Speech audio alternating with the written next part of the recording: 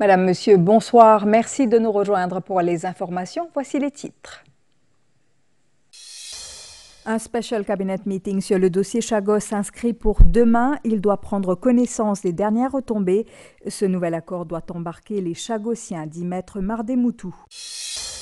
Intégrité, rentabilité et sécurité, Kishore Bigou fixe ses priorités pour MK. Il annonce 2 enquêtes. À suivre son entretien exclusif accordé à la MBC au lendemain de sa nomination. Suryadev, le dieu du soleil dans l'hindouisme, est invoqué en ce jour de la fête Makar Sankranti. Salé ou sucré, le riz est le symbole de cette célébration de la moisson. Joe Biden annonce qu'un accord de trêve à Gaza est sur le point d'être conclu. Et nous irons à Saint-Félix, dans le sud du pays. C'est l'une des 33 plages les plus affectées par l'érosion. Des lianes de batatran sont plantées là-bas pour retenir le sable.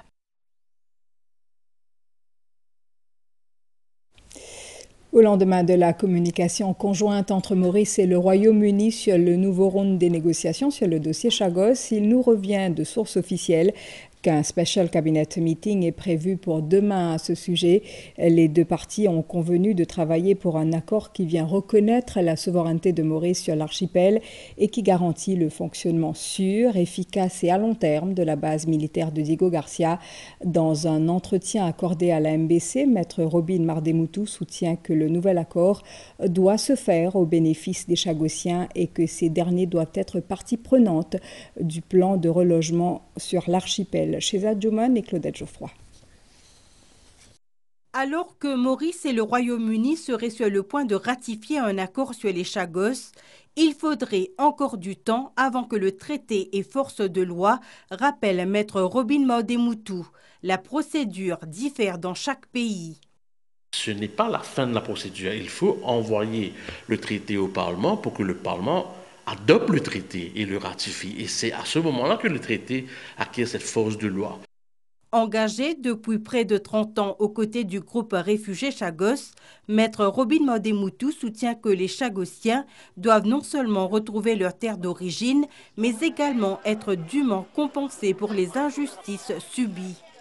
Une fois le traité signé et adopté, il faudra aussi songer à commencer au plus vite la reconstruction des îles, et cela a un coût. Il faut développer les aspects portuaires, aéroportuaires, la télécommunication, les utilities, l'eau, l'électricité, Internet, les routes, parce qu'il y aura, s'il y a un resettlement, ben, il y a une vie. Dans l'aspect compensation des Chagossiens et même le fonds qui sera dédié au développement, à la réhabilitation des îles, il y a un sujet très important qui est le devoir de consulter la population chagossienne. Engager les Chagossiens dans les plans de reconstruction et de réhabilitation de l'archipel est primordial, selon l'avocat. Nous apprenons que cette semaine a pour lui, Olivier Bancoult en a discuté avec les dirigeants du pays. Nos réserves moyennes en eau en ce 14 janvier sont inférieures à 45%. C'est 1,5 fois de moins qu'à la même période l'année dernière. Ce constat pousse le ministère de l'Énergie à travailler sur un plan d'urgence pour une gestion efficace couplée à une distribution équitable. Les mesures proposées sont élaborées ensemble avec la CWA et la Water Resources Unit. Elles seront appliquées le plus vite possible. Nitou Chadjia. Marovacois ce midi. Des images qui témoignent de la situation préoccupante de l'eau en ce mois de janvier. Marovacois affiche un taux de remplissage de 49,1%. La Nicolière est remplie à 45,4%. Nos réserves en eau sont actuellement en baisse de 30% par rapport à la même période en 2024. Le taux de remplissage moyen dans nos réservoirs s'élevait à 44,1% à hier. La situation de l'eau dans nos réservoirs, à l'heure qui m'a causé, est préoccupante. La canne, pas peut faire pour irrigation. Par exemple, nous pouvons faire juste un crop, un légume, nous pouvons laisser, ou tu peux gagner l'eau 24. Tous les jours, tu peux gagner, mais pas pour gagner. Tous les jours, tu peux gagner 12 temps, ou gagner peut-être moins. Des restrictions seront prochainement mises en place pour la distribution d'eau. plan d'urgence là, il est en préparation. Restrictions qui pour venir là, ils sont un peu plus sévères. Des man qui il y a certaines restrictions dans la vase le taux, dans la vase la cour, dans l'arrosage, dans la piscine, qui nous pouvons bien mettre en place pour gérer ça dès là. Mais dans le prochain avenir, si la situation se fait sentir pour aller dans cette direction-là, nous pas aller dans cette direction-là. Le Water Resources Monitoring Committee suit la situation sur une base quotidienne. Le plan d'urgence formulé contiendra des mesures pour mieux gérer l'eau et garantir une distribution équitable, notamment à travers des camions-citernes. Nous avons à peu près 50 litres en fonction de l'outil. Il traite à peu près 100 000 mètres cubes d'eau. Alors que la CWA perd actuellement 62% d'eau au niveau des tuyaux de distribution, ce plan visera aussi à réparer les fuites. Une campagne nationale de sensibilisation sera également lancée dans les jours à venir. Réuni hier, le nouveau conseil d'administration d'Air Mauritius annonce qu'il va lancer une enquête interne sur la gestion de la flotte d'avions ainsi que sur la mise en administration volontaire de la compagnie durant la période de la Covid-19. Son président, Kishore Bigou, l'a dit lors d'un entretien exclusif accordé à la MBC cet après-midi. Au micro d'Abdel Bolaki, il a partagé sa vision pour le transporteur national basée sur l'intégrité, la rentabilité et la sécurité. L'Union des employés d'Air Mauritius salue cette nomination. Elle entend collaborer avec le nouveau conseil d'administration. À son nouveau poste ce mardi, Kishore Bigou a fait du redressement d'Air Mauritius sa priorité absolue. Le chairman compte plus de 40 ans d'expérience dans le transport aérien, dont une trentaine d'années passées à Air Mauritius, notamment comme directeur du cargo. Il s'engage à instaurer la bonne gouvernance, la rentabilité, une capitalisation solide et la sécurité des vols. L'objectif, c'est d'arriver à être profitable très vite. Right? Je dis, c'est la profitabilité et mettre beaucoup de accountability dans le personnel. Kishore Bigou a également annoncé l'ouverture d'une enquête interne sur certaines décisions passées qui ont conduit la compagnie nationale d'aviation à une situation désastreuse, selon lui. Il fallait faire une enquête pour comprendre comment se fait-il qu'un fleet planning exercise qui prend 3 à 4 ans à faire avec des grands professionnels ont été changés dans 3 mois pour acheter des avions qu'on a achetés. Est-ce qu'on avait besoin de ces avions? On n'avait pas besoin de faire ce travail-là. Et de voir qu'est-ce qui s'est passé pendant la période où on était en voluntary receivership. L'Union des employés d'Air Mauritius a favorablement accueilli cette nomination, estimant qu'elle est en adéquation avec sa vision d'une société prospère, selon son porte-parole. Employé et une grande attente du board et du chairman pour régler ce problème qui reste pending pendant des années. Donc, si nous soutenons un employé capable de permettre de relever sa société. Le nouveau board envisage également de récupérer les compétences perdues durant la période d'administration volontaire. Il se réunira prochainement pour élaborer le plan visant à assurer le redécollage financier d'Air Mauritius et à rétablir la confiance de ses clients dans les meilleurs délais. La communauté hindoue de par le monde célèbre en ce 14 janvier le Makar Sankranti, dédié au dieu du soleil, Suryadev.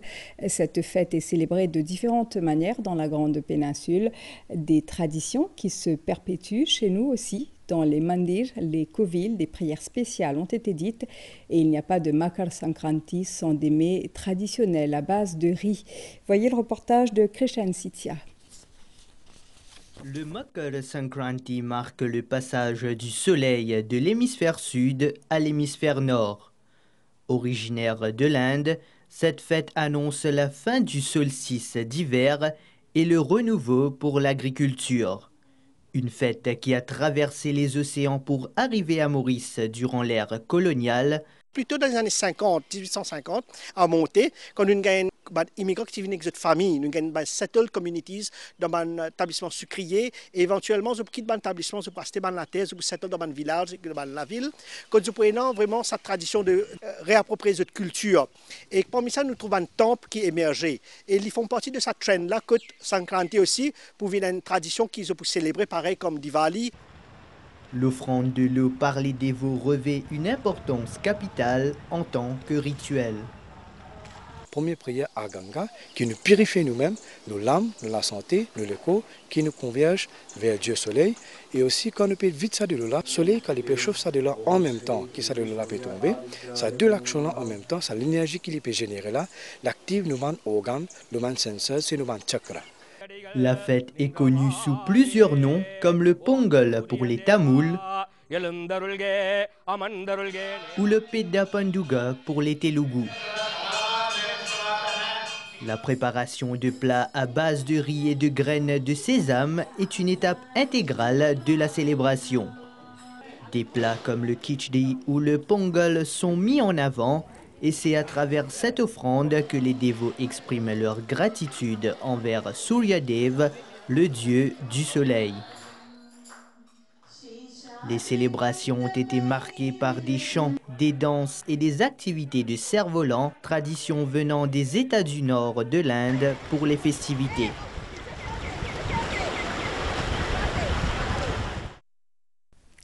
Dans le cahier international, un cessez-le-feu dans la bande de Gaza est en passe d'être conclu. Joe Biden l'a annoncé hier dans son ultime discours sur sa politique étrangère.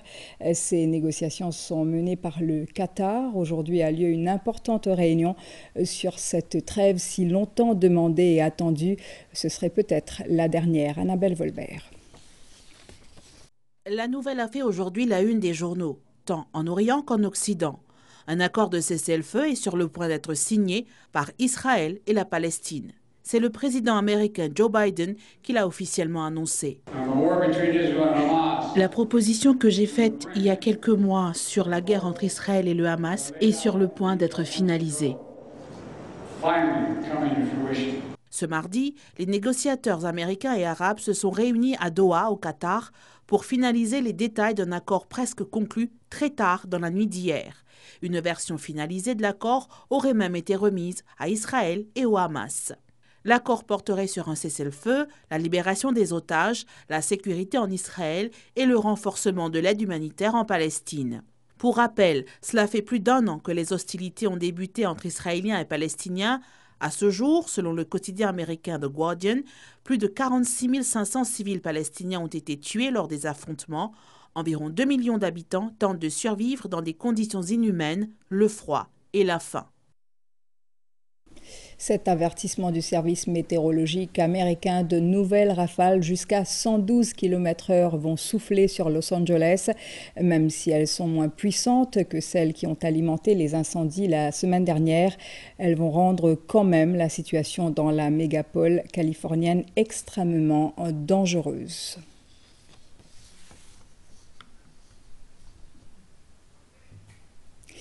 Quel avenir pour l'agriculture africaine? Cette question soulevée par l'Union africaine était au centre d'un sommet à Kampala en Ouganda. Les ministres réunis du 9 au 11 janvier ont réfléchi sur un plan d'action pour une transformation agricole sur le continent. Maurice était représenté par le docteur Arvin Boulel, lequel propose que le développement de l'économie bleue et celui de l'économie verte aillent de pair à Jaganrangan.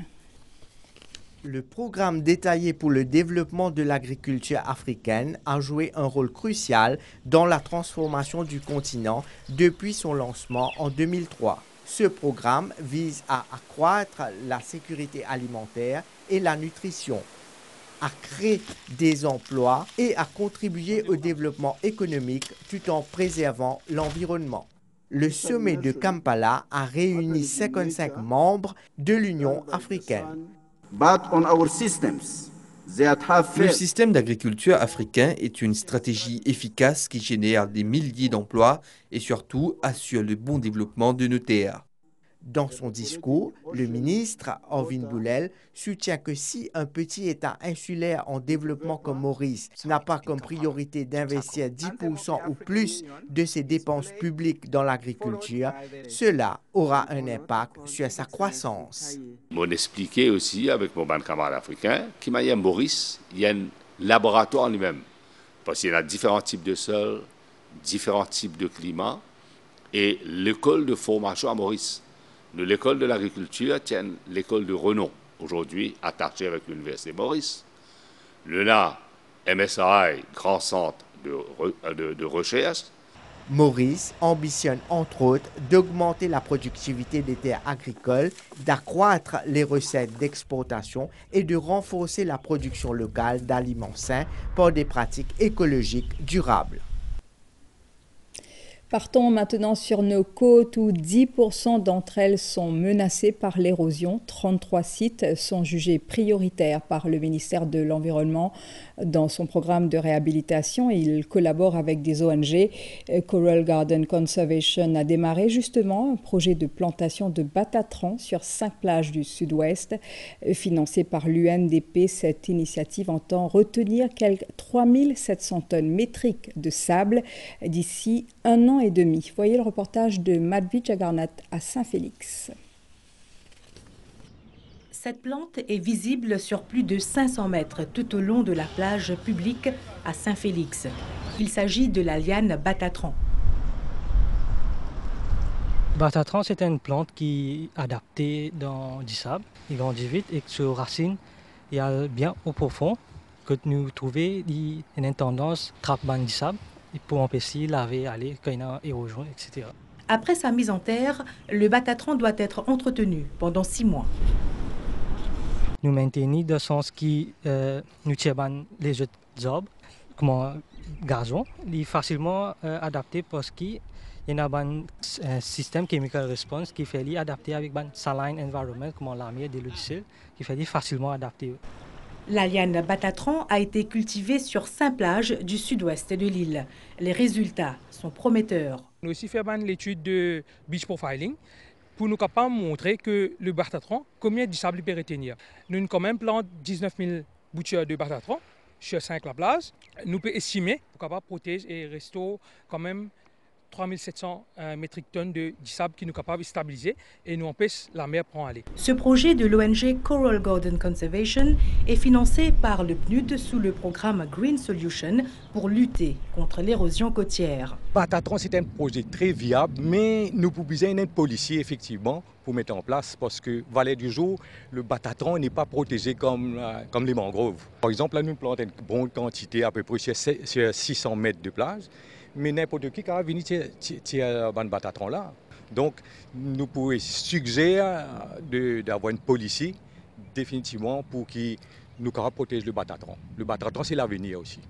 Sous le même programme, l'ONG est engagée dans la reforestation à pas géométrique La Bonté dans la zone tampon du paysage culturel du Morne. Ici, nous avons un projet de 20 000 plantes endémiques et actuellement, dans on enlève tous ces capés de plantes invasives. Ce projet-là, il est étalé sur 5-6 ans.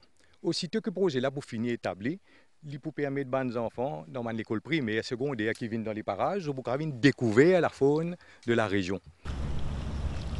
Dans ce décor paradisiaque de la côte sud-ouest, l'ONG poursuit en parallèle la plantation de mangroves pour rétablir un équilibre avec une gestion intégrée de la zone côtière. Cette affaire de parricide en Cour suprême, Christophe Ernest Lapère, 27 ans, est accusé du meurtre de son père, Lindsay Lapère, un policier de 64 ans. Les auditions ont démarré aujourd'hui avec le témoignage des premiers policiers qui sont arrivés sur le lieu du drame le 2 mai 2019. Le compte-rendu de Kavin Tapissar. Le procès aux assises de Christophe Ernest Lapère, âgé de 27 ans, a démarré en Cour suprême. Il est accusé du meurtre de son père, Lindsay Lapère, âgé de 64 ans. Sous l'influence de cannabinoïdes synthétiques, Christophe Ernest Lapère aurait mortellement agressé son père policier qui était affecté au service de la VIPSU, la Very Important Person Security Unit. Cette affaire avait défrayé la chronique en mai 2019. Un livre signé Eddie Carmédon, ami de la victime, ayant pour titre « Lettre à Ernest », a même été publié en mai 2024, 5 ans après le drame. En Cour suprême, devant un jury constitué de 9 personnes, les auditions ont débuté avec le témoignage de 2 policiers qui s'étaient rendus sur le lieu du crime, le domicile des Lapère à Flic-en-Flac. Christophe Ernest Lapère est représenté par maître Erickson Mouniapilé, alors que la poursuite est assurée par maître Jean-Michel Hassen. Les auditions des témoins se poursuivront demain devant le juge Pravin Hara. Le verdict devrait être rendu dans une dizaine de jours.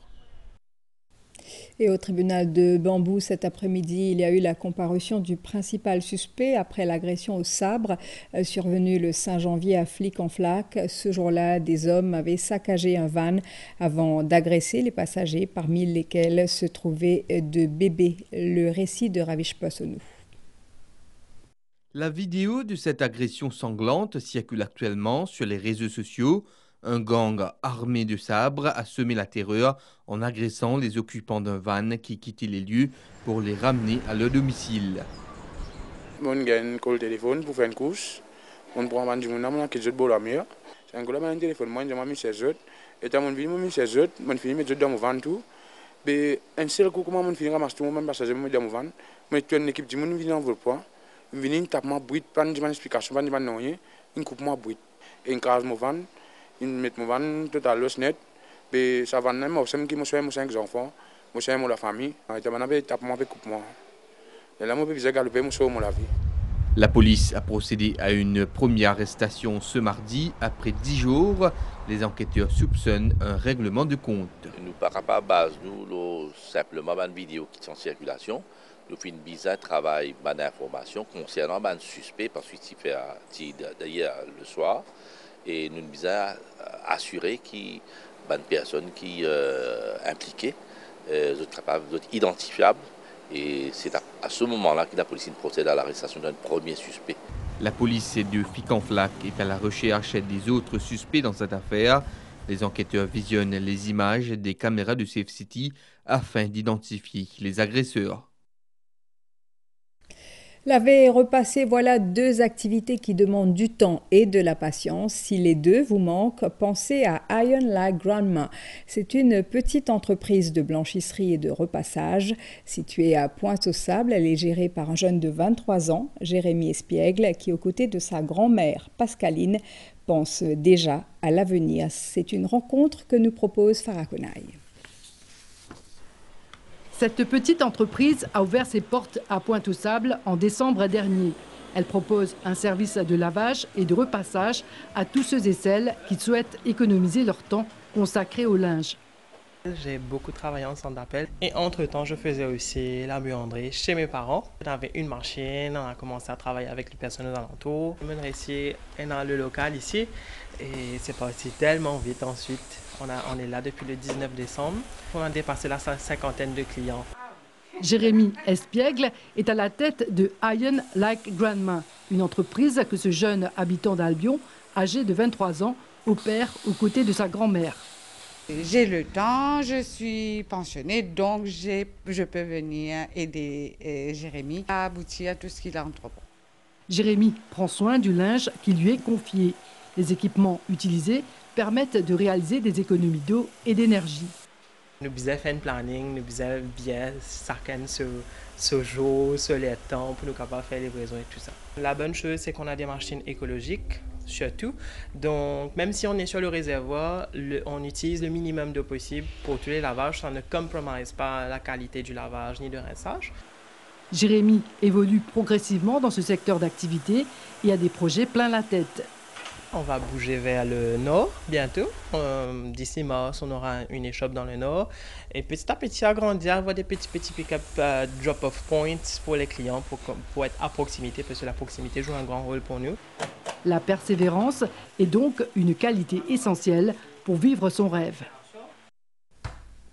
Elles ont des vertus apaisantes, digestives, dermatologiques. Elles poussent assez librement. Les plantes aromatiques médicinales sont à la base de la médecine ayurvédique depuis des millénaires. Un jardin leur est dédié à Belvédère dans l'est du pays. C'est là que nous y allons avec Cynthia Moutou. Baume du Pérou, Ayapana, citronnelle ou noni. Ces plantes utilisées depuis des lustres pour leurs vertus médicinales ont toujours la cote. À Belvédère, une centaine de plantes médicinales se côtoient dans le jardin ayurvédique. Ici, dans ce jardin-là, il y a un plan qui nous laisse, si possible, je cultiver dans une forme de kitchen garden. Dans la cuisine, parfois nous arrivons, nous tous au caraï ou bien nous avons des huiles, mais là, quand il est mineur, nous prenons un petit feuille aloe vera là, nous coupons ça gel qui est en dedans, si nous ne pouvons pas l'eau là, nous pas développer plus brûlure, plus douleur, et il y a un premier soin. Et s'il est plus grave, là, nous avons besoin de soins médicaux. Ces plantes entrent pour la plupart dans la composition de nombreux médicaments utilisés dans la médecine ayurvédique. La menthe nous a servi pour faire inhalation. Surtout quand on a un problème, les rimes, la gauze, etc. Guiloï. Il y a une vertu qui augmente nos immune capacités vétivères. Sur racine, si nous pouvons faire une cold infusion, nous pouvons prendre ça, mais il peut y avoir un cooling effect dans nos corps. Il y a sur la peau dessus qui est servi pour un problème de peau, surtout quand on est exposé trop beaucoup au soleil. L'intérêt pour la médecine ayurvédique est croissant. Ils sont nombreux les patients qui choisissent d'être suivis dans une clinique ayurvédique du ministère de la Santé. Je suis le traitement ayurvédique parce que l'ayurvédique c'est une médecine plus bon avec des herbes, tout ça là qui peine à produire chimique. On a attention, diabète, nous suivons le traitement pour ça. Il est toutefois recommandé de toujours avoir l'avis d'un médecin avant d'utiliser tout médicament, même ceux à base de plantes. Son nom a été donné à des rues à Maurice comme dans la région. Jean-Baptiste Lislet-Geoffroy était un scientifique français qui a cartographié les îles de l'océan Indien. Un livre qui lui est dédié a été récemment lancé. Jean-Baptiste Lislet-Geoffroy, The Big Man, est signé Didier Souban. Ce matin, l'auteur était au cimetière de l'Ouest pour rendre hommage à ce personnage historique. Kandemangra. C'est ici, au cimetière de l'Ouest, que repose Jean-Baptiste Lislet-Geoffroy, premier ingénieur cartographe à avoir dessiné une carte utile pour la navigation dans la région de l'océan Indien. Didier Souban, mauricien, vivant à La Réunion, a souhaité mettre en lumière cet homme remarquable, dont les contributions ont joué un rôle crucial dans les relations entre La Réunion et Maurice. C'est un dimoun qui est né à La Réunion et il grandit, il travaille Maurice. Quand nous cause coopération de nos îles, il y a une question qui tout le temps nous pose nous, qui nous était, nos identités, et nous trouver à chaque fois nous tournons vers La Réunion, nous dire nous sommes cousins rayonnés. À travers sa personnage, nous découvrons qui peuplement Maurice il fait pour ban rayonner. L'histoire de ce scientifique est digne d'un roman. Sa mère, Nyama, était une princesse sénégalaise. Capturée, elle fut envoyée comme esclave à l'île Maurice, puis se retrouva à l'île de La Réunion, où elle avait suivi son maître et concubin Jean-Baptiste Geoffroy. Ce que l'on regrette, c'est que ni dans l'île ni dans l'autre île, on me connaisse aujourd'hui ce qu'il a donc apporté à la connaissance cartographique, parce qu'il était ingénieur géographe. Tout ce qu'il a fait pour mieux connaître les îles de l'océan Indien, dans le domaine maritime, pour les liaisons entre l'Europe et les îles, tout ce qu'il a fait, ne serait-ce qu'à Port-Louis, lorsque vous regardez autour de vous, sur l'arrivée d'eau potable. Ce livre, illustré et rédigé en français et en anglais, est destiné aux élèves et aux passionnés d'histoire. The Big Man n'est qu'un début. Autant pour cette édition, Madame, Monsieur, merci. Passez une belle soirée et à demain.